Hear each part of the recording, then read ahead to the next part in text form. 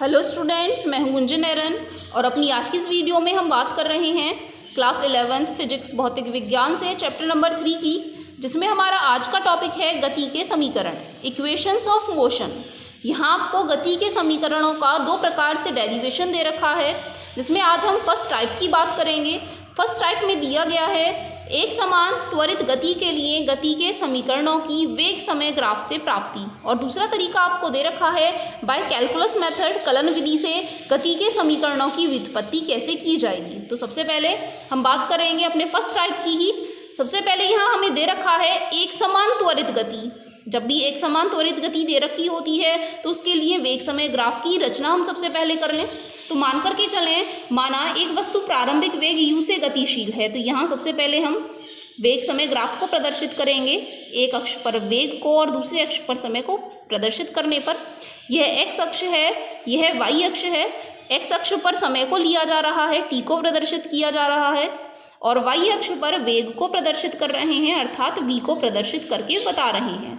तो यहाँ जैसे जैसे समय का मान बढ़ता जाएगा, कैसे वेग में परिवर्तन हो रहा है वह पढ़ करके बताएंगे। तो यहाँ मान करके चलें, माना एक वस्तु प्रारंभिक वेग u से चलना प्रारंभ करती है और इस बिंदु को नाम हम दे देते हैं a, और यह जो बिंदु दे रखा है इसके लिए जो माप है वेग की वह u के बराबर दे रखी है। तो एक वस्तु प्रारंभिक वेग u से गति प्रारंभ करती है। अब गति के लिए वक्र कैसा खींचेंगे?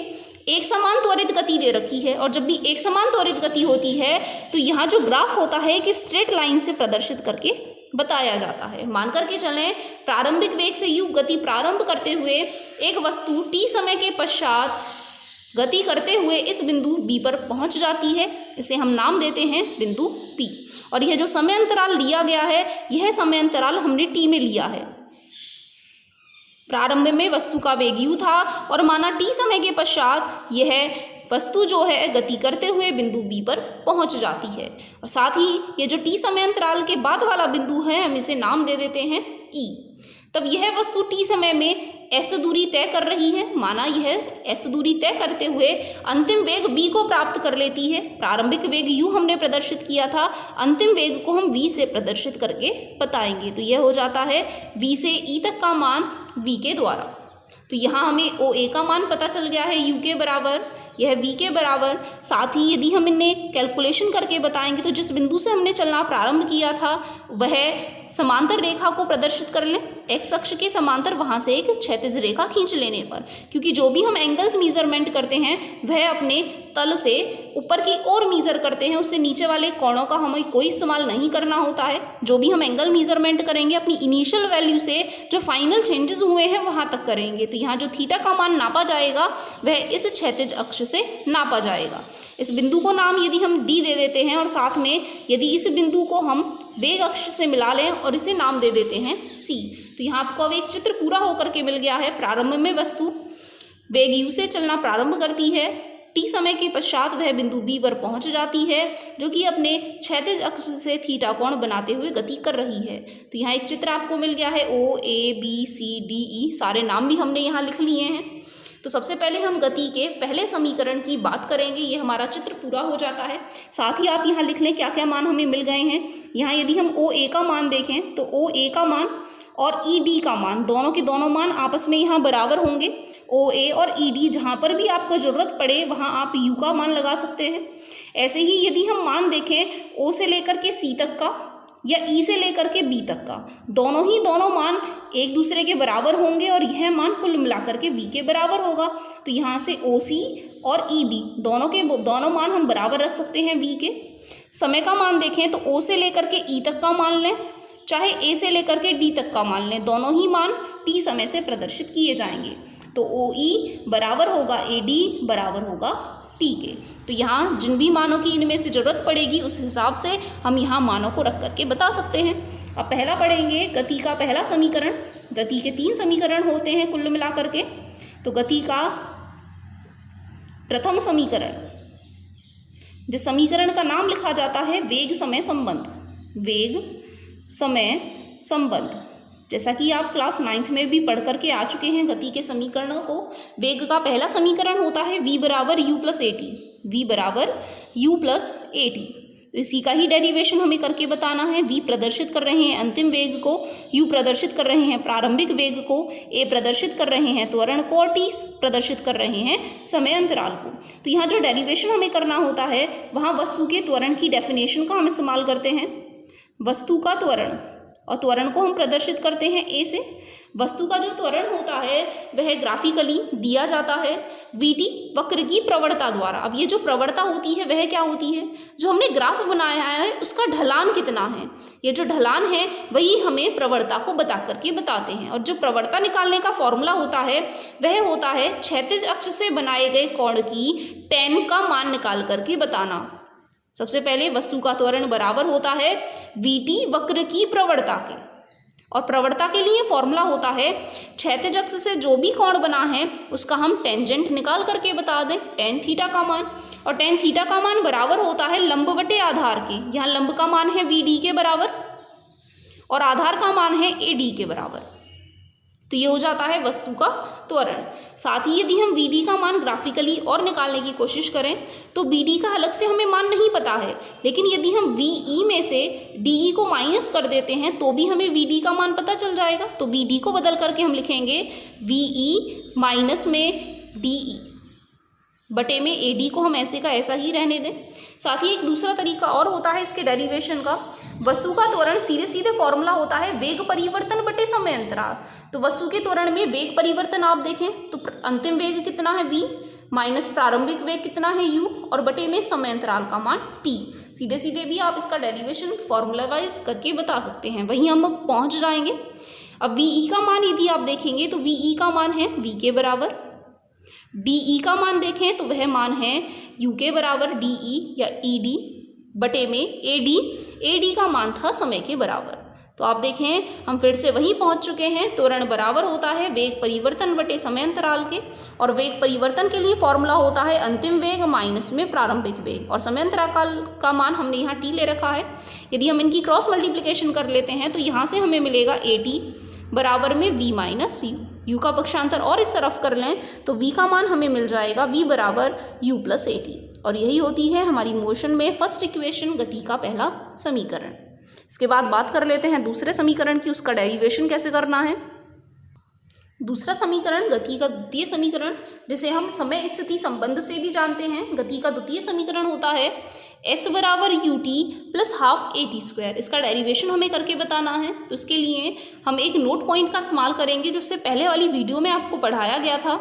वस्तु द्वारा तय की गई दूरी बराबर होती है जो भी हमने ग्राफ बनाया है उसके नीचे जितना भी क्षेत्रफल घेरा जा रहा है उसके द्वारा। तो वही फॉर्मूला हम यहाँ इस्तेमाल करेंगे। फॉर्मूले में आपको बताया गया था वस्तु द्वारा तय की गई दूरी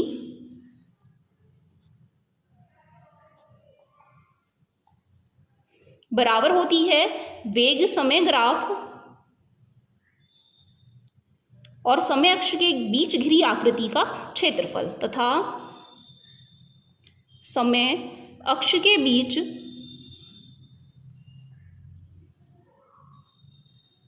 घिरी आकृति का क्षेत्रफल।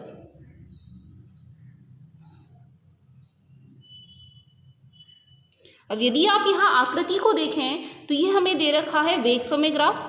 इसी के साथ यदि हम एक्स अक्ष के साथ इसका मिलान कर लेते हैं तो इस तरीके की आकृति आपको यहाँ दिखाई दे रही है। साथ ही यह जो आकृति है कुल मिलाकर के दो आकृतियों, एक त्रिभुज और एक आयत से मिलकर के बनी है।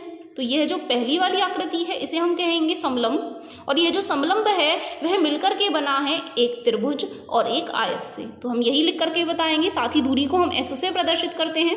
तो आकृति यहाँ बन रही है समलंब चतुर्भुज, समलंब चतुर्भुज OABE का क्षेत्रफल। यहाँ हमने इसका नाम लिख लिया है OABE का क्षेत्रफल।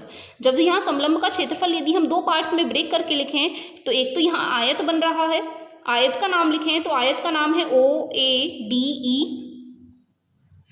का क्षेत्रफल, और साथ ही इसके साथ प्लस में लिखेंगे त्रिभुज का क्षेत्रफल। त्रिभुज का नाम बन रहा है ADB का क्षेत्रफल, तो त्रिभुज ADB का क्षेत्रफल।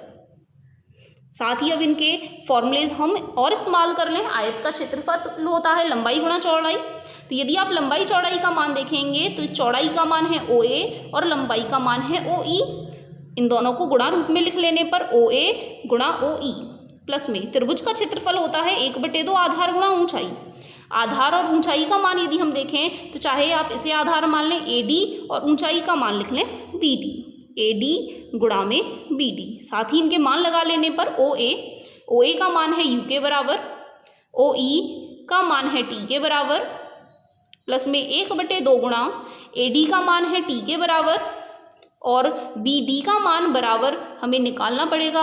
अभी आपने इससे पहले वाली समीकरण में भी देखा था, जब हमने BD का मान निकाला था तो उसे लिखा था BE माइनस में DE। तो BD को यहाँ बदल लेंगे BE माइनस में DE से। इसी के साथ इसे थोड़ा और आगे सॉल्व करें तो UT प्लस 1/2T। अब BE का मान देखें तो VE का मान है V के बराबर और DE का मान है U के बराबर, V माइनस U के रूप में हमें मिल जाता है। साथ ही अपनी फर्स्ट इक्वेशन का इस्तेमाल हम यहाँ और करेंगे समीकरण 1 से। अभी हमने पढ़ा था समीकरण नंबर 1 में V बराबर U प्लस AT। तो यदि हमें यहाँ से V माइनस U निकालने हो तो V माइनस U बराबर होगा AT के। इस मान को हम अपनी ऊपर वाली समीकरण में इस्तेमाल कर लें तो S का मान हमें मिल जाएगा UT प्लस 1/2 गुणा T और V माइनस U की जगह हमें रख लेना है AT। कुल मिलाकर के गुणा करके S बराबर UT प्लस 1/2 AT² हमें आंसर में मिल जाता है, जो कि हमारा गति का द्वितीय समीकरण है। तो इस तरीके से हमारी सेकंड इक्वेशन का डेरिवेशन भी कंप्लीट हो जाता है। इसके बाद बात कर लें गति के तृतीय समीकरण की, जिसे वेग स्थिति संबंध के नाम से जाना जाता है। तो थर्ड पॉइंट हमने डाल लिया है गति का तृतीय समीकरण वेग स्थिति संबंध। फिर से यहाँ जो गति का तृतीय समीकरण होता है उसके लिए फॉर्मूला होता है v² equal u² plus 2as। यहाँ दूरी का इस्तेमाल फिर से किया जाना है समीकरण में, तो इसीलिए हम यहाँ फॉर्मूला भी जो अभी इससे पहले वाली समीकरण में हमने इस्तेमाल किया था, वस्तु द्वारा तय की गई दूरी बराबर होती है वेग समय ग्राफ तथा समय अक्ष के बीच घिरी आकृति का क्षेत्रफल। उसी का ही हम इस्तेमाल करेंगे। केवल अंतर क्या रखेंगे, पहले हमने समलंब को 2 पार्ट में ब्रेक करके उसका डेरिवेशन किया था। अब हम समलंब चतुर्भुज का क्षेत्रफल सीधे समलंब चतुर्भुज के क्षेत्रफल वाले फॉर्मूले से ही ज्ञात करके बताएंगे। तो सबसे पहली लाइन में हम यही लिख लेंगे। हम यहाँ फिर से लिख करके नहीं बता रहे हैं, लेकिन आपको अपने डेरिवेशन में लिखना होगा, क्योंकि वस्तु द्वारा तय की गई दूरी बराबर होगी वेग समय ग्राफ तथा समय अक्ष के बीच घिरी आकृति का क्षेत्रफल, और जो कि आकृति बन रही है वह समलंब चतुर्भुज है। तो इस तरीके से हमें मिल जाता है S बराबर होगा समलंब चतुर्भुज OABE का क्षेत्रफल, OABE का क्षेत्रफल। साथ ही समलंब का क्षेत्रफल होता है 1/2 गुणा समांतर भुजाओं का योगफल गुणा समलंब की ऊंचाई। तो उस फॉर्मूले का ही हमें इस्तेमाल करना है। तो 1/2 गुणा समांतर भुजाओं का योगफल। समांतर भुजाएं यदि आप इस चित्र में देखें तो यह एक समलंब बन रहा है। यहाँ इस वाली युग्म को यदि आप देखें तो यह समांतर दिखाई दे रहे हैं, तो यही कहलाएंगी समांतर भुजाएं। तो फॉर्मूला है 1/2 गुणा समांतर भुजाओं का योगफल। पहली भुजा हो गई OA और दूसरी भुजा हो गई EB, OA प्लस में EB, और गुणा में होता है समलंब की ऊंचाई। तो समलंब की ऊंचाई समांतर रेखाओं के बीच की लंबवत दूरी को चाहे तो आप OE से लिख लें चाहे AD से लिख लें, किसी भी इस्तेमाल कर सकते हैं ऊंचाई का मान प्रदर्शित करने के लिए। तो फॉर्मूले में सारे मान रख लें। 1/2 गुणा OA का मान चित्र के अनुसार U के बराबर है और EV का मान V के बराबर है। साथ ही OE का मान समय t से प्रदर्शित किया जा रहा है। फिर से हम यहाँ इस्तेमाल करेंगे, क्योंकि हमें जो समीकरण चाहिए उसमें t नहीं आ रहा है, तो t को हम यहाँ मान निकाल करके बताएंगे समीकरण नंबर 1 की मदद से। यदि हम t का मान निकाल करके यहाँ रख पाएंगे तो यहाँ से t एलिमिनेट हो जाएगा। तो समीकरण 1 से यदि हम t का मान निकालने की कोशिश करें तो यदि आप इसी लाइन से यहाँ देखें तो t का मान बराबर होगा v माइनस u बटे a के। तो समीकरण 1 से t का मान बराबर होगा v माइनस u बटे a के। इस मान को हम लगा लेंगे अपनी इस समीकरण में, तो हमें मिलेगा S बराबर 1/2 गुणा में u प्लस v और गुणा में रखना है t का मान। तो t का मान अभी हमें पीछे मिला v माइनस u बटे ए। इसके बाद जब हमें गुणा करके बताना है भिन्नात्मक रूपों की, तो ऊपर वालों की ऊपर वालों में गुणा करते हैं और नीचे वालों की नीचे वालों में। यहाँ u प्लस वी गुणा वी माइनस यू लिखे हुए हैं, तो u प्लस वी को तो हम बदल करके लिख सकते हैं v प्लस यू। गुणा वाला मान ऐसे ही रखेंगे, बटे में 2 की गुणा a में कर लेने पर 2a। नेक्स्ट लाइन में यदि हम 2a की मल्टीप्लाई और s में कर लेते हैं तो 2as। यहाँ a प्लस बी गुणा a माइनस बी, फॉर्मूला होता है a स्क्वायर माइनस में b स्क्वायर, तो u स्क्वायर का और पक्षांतर इस तरफ कर लें तो v स्क्वायर हमें मिल जाएंगे u स्क्वायर प्लस 2as, जो कि होती है हमारी गति की तृतीय समीकरण।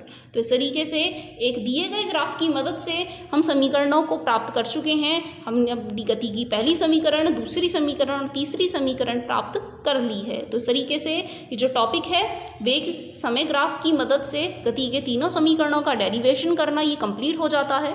इसके बाद हम अपने नेक्स्ट टॉपिक में पढ़ेंगे एक समान त्वरित गति के लिए गति के समीकरणों का निगमन करके बताना है, लेकिन कलन विधि से करना है, कैलकुलेशन मेथड से करना है। साथ ही कैलकुलेशन मेथड आपके लिए थोड़ा नया होने वाला है, कैलकुलस। वहाँ आपको इंटीग्रेशन और डिफरेंशिएशन पढ़ना होता है, तो उसकी भी थोड़ी बेसिक नॉलेज आपको दी जाएगी। लेकिन अपनी आज की इस वीडियो में इतना ही। धन्यवाद।